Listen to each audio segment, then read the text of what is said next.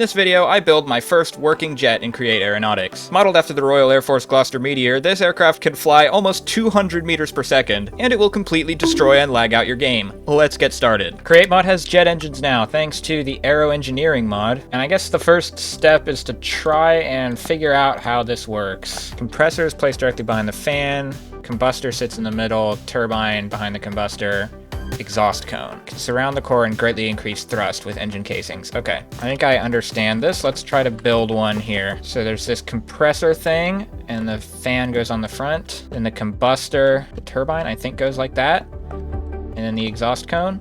Now that's filling up with kerosene. Oh, okay. So increase frequency, we can do like that.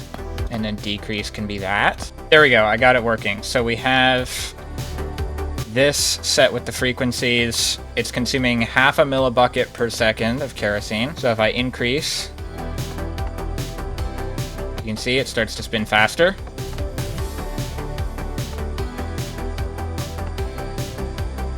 And it's producing thrust. This is really all we need. I think I understand how this works now, so I'm gonna try to put it on an airplane. But first we gotta build an airplane, so let's do that.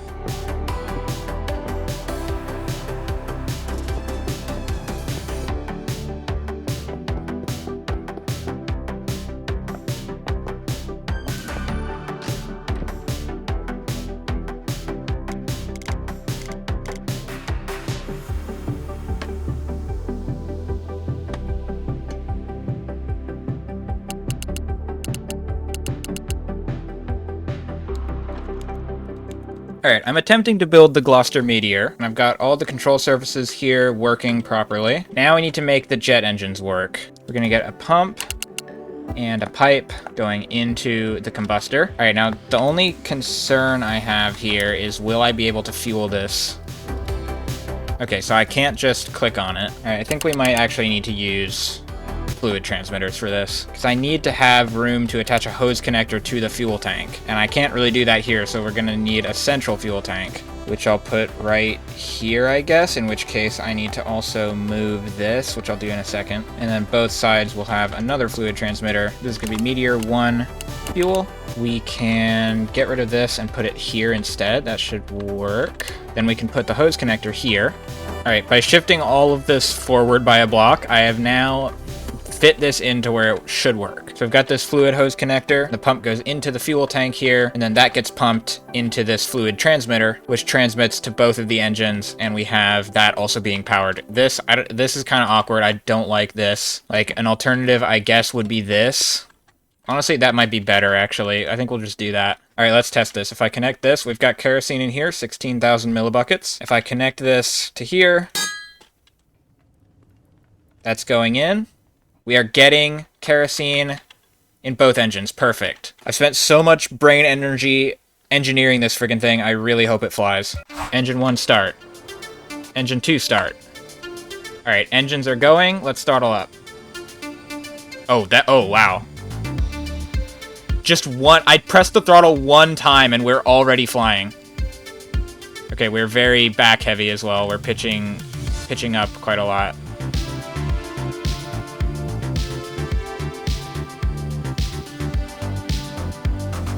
I assume part of the problem might be that we don't actually have any lift back here, as I've just noticed. Let's see what happens if we add some wings. All right, this is a little better. We definitely are still pitching up, though. All right, I've added iron to the front. Let's see if that changes anything. All right, this is feeling better.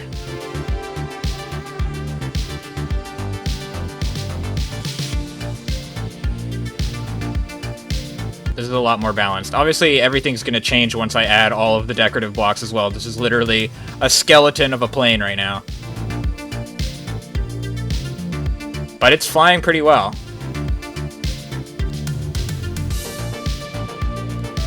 What happens if I throttle up? How fast does this go? Oh, we go higher as well when I throttle up.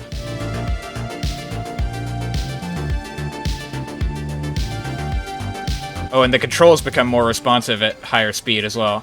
Oh my gosh.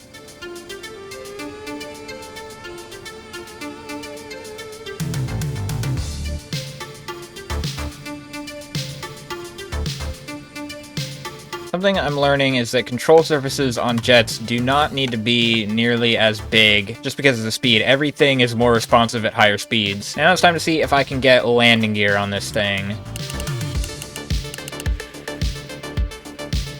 I did just also have the thought of moving these ailerons, move them like out here and make them smaller.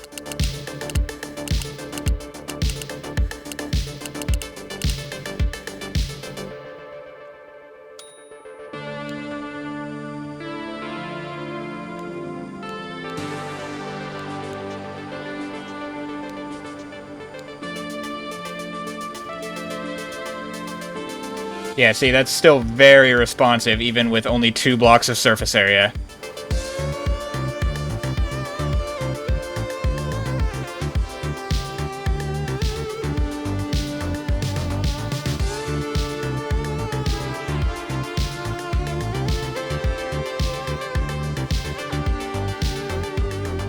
I think that's it, guys. I think functionally, that is a working jet.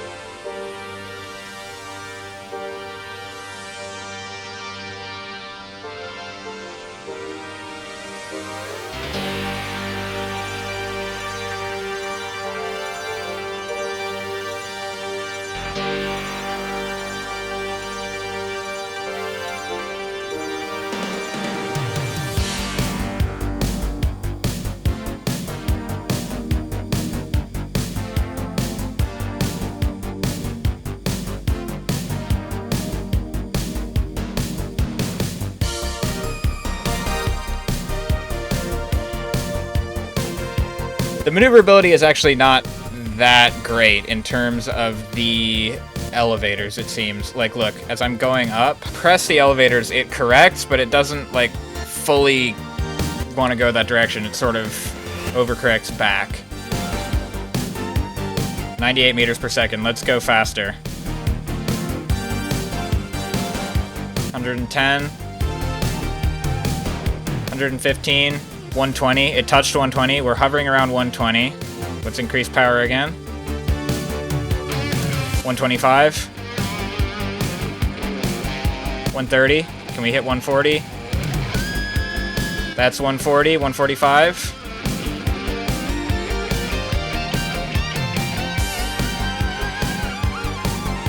150. 155.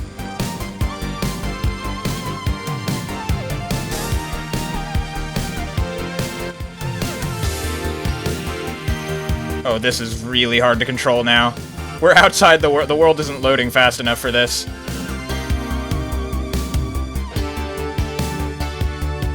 I'm drifting. Okay. Level. Wings level. We're at 150.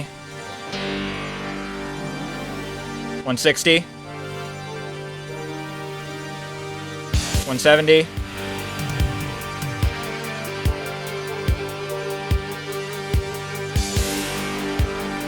180.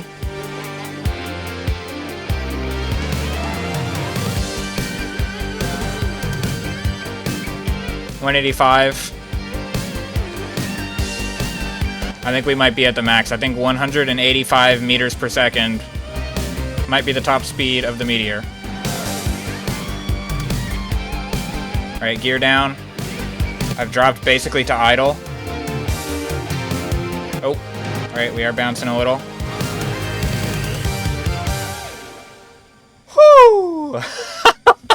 Pretty smooth landing, considering we were just going 185 meters per second. You need a long runway for this, though. Alright, I'm calling that a wrap on our first jet in Create Aeronautics. It's definitely a little impractical for survival. Any plane will run into a lag wall when you hit ungenerated chunks, but it's especially a problem when you're going this fast because you hit those chunks very easily. It's fine in super flat, but in a regular world like this, yeah, you're just gonna grind your computer to a halt the moment you go outside generated chunks. The pitching control is also still not super responsive. I don't really know what, if anything, can be done about that. I did add a couple of symmetric sails under the wingtips on each side. I know Speed found that that was useful for stabilization. I don't know if I really notice a difference, to be honest. But anyway, I put them in because they're not too intrusive, and if they do help, it's probably good to have them. Also made this a trapdoor so that you can access the portable engine as well as the fuel hose connector thingy there. Anyway, this was a lot of fun. I hope you guys enjoyed seeing the process of this, and I hope you guys have fun downloading the schematic and playing with it yourself. I'll be posting a video alongside this, a little tutorial on how to set everything up, because it does require some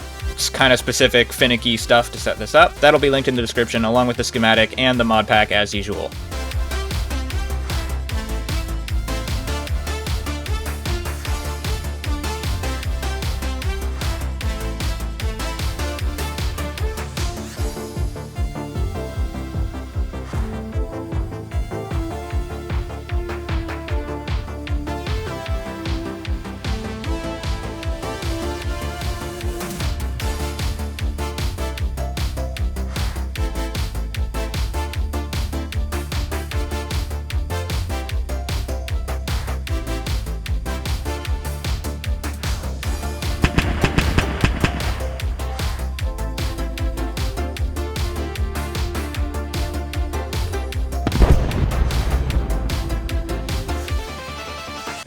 Yeah, also, as you just saw, you run into your own rockets and blow yourself up most of the time. So it's completely not useful, to be honest. It's not, like, you shouldn't use this. It's a lot of fun, but it's completely impractical for any type of actual survival use case. Anyway, thanks for watching. Don't forget to like and subscribe, and I'll see you in the next video.